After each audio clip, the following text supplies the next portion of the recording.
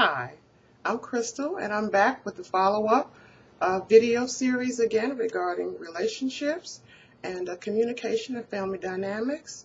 Just to recap from the previous video, where we were talking about finding your purpose by discovering what your gifts and talents are and what your Creator intended for you to do in the earth. And so now, hopefully, you've done a little bit of research. If you have some further questions on how to discover what your intended purpose is here on the earth and how to go about investigating that, you can always send me an email or send me a video, and I'll be glad to share with you one-on-one on how you can follow that purpose. Another area I want to deal with right now concerning some of the hindrances that do hang us up from walking in that purpose and walking in fulfillment and true happiness.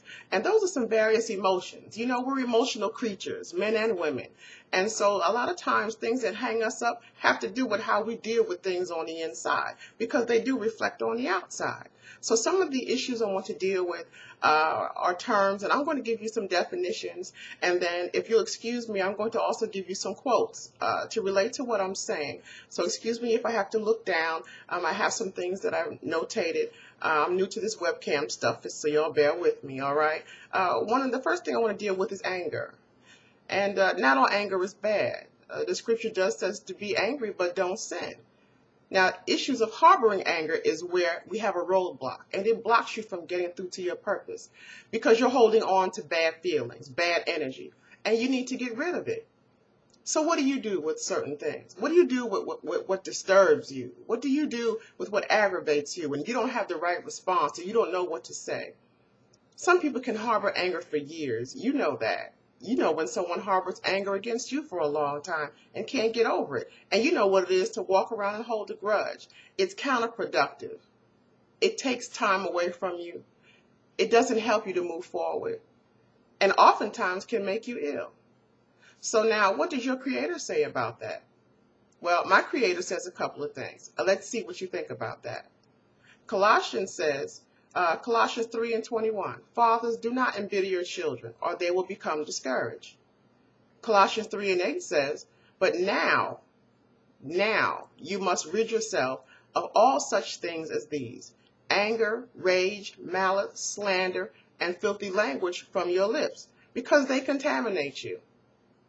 Okay, let's say maybe you're not a Christian. You don't believe in the Bible. Okay, I got you. How about this? Buddha says, holding on to anger is like grasping a hot coal with the intent of throwing it at someone else. You are the one that gets burned. Another Hindu proverb, never strike your wife, even with a flower. So now, as you can see, every culture, every country understands the damage of anger that is unresolved. It has to be dealt with. You have to face it head on because it is an issue that is going to hinder you. Your anger against other people don't damage them unless you take action. And most people don't. We just hold on to it. And it becomes a cancer within ourselves. And we are not productive. So examine that and let's see what you can come up with. Now, the next word I want to deal with is unforgiveness. Unforgiveness is a dirty little thing because it can really, really stagnate you and keep you from moving forward. Unforgiveness, if you want a little definition, is the refusal to excuse an offense. You refuse to excuse what has been done to you or said to you or that has affected you.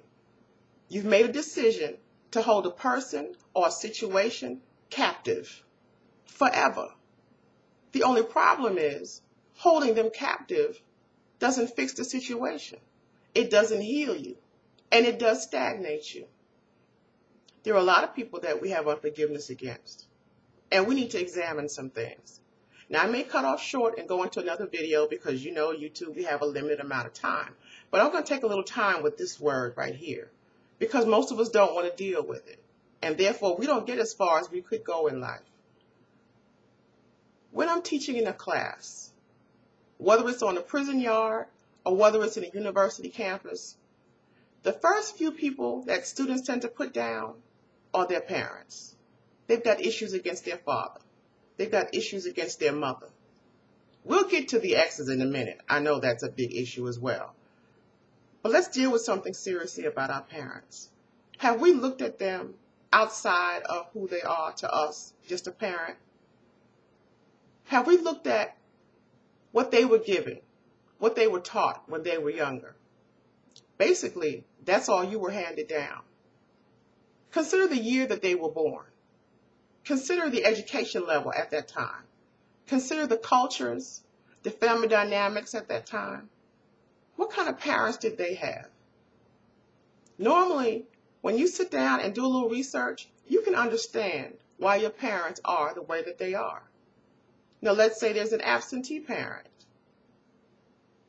I always invite people to go and find that parent if at all possible, but simply for the purpose of releasing the unforgiveness, to get the real story before we settle in our hearts that we've written someone off and we're going to take to the grave this unforgiveness that we have.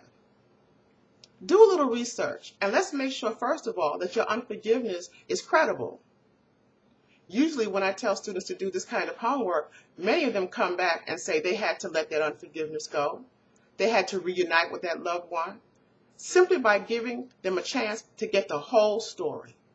You'd be surprised, especially if you've been holding on to stuff since you were a child.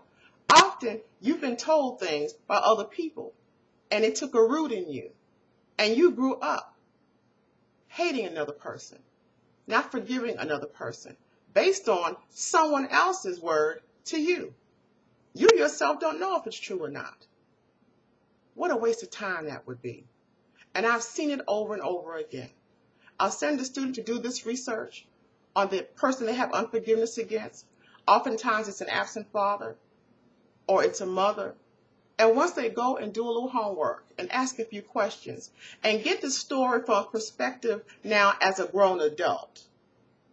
Because when we heard it as a child or a teenager, we understand it from that level of maturity. But now that you're an adult, you can understand it from a different perspective, being an adult. Most of the time, my students have to come back and say, Ms. Backmon, you know, there were some things that I didn't know. There was a piece of the truth hidden from me.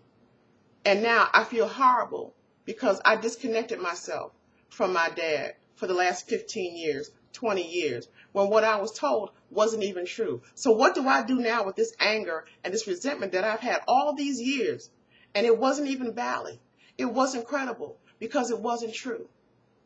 It takes time, and it's going to take a lot of prayer. But if you can commit to letting it go, if you can commit to salvaging that relationship and building that bond back up, those feelings will find someplace else to go because they have no other space with you. I'm going to stop right now. I don't want to lose time. We'll be back, and we'll continue with this discussion.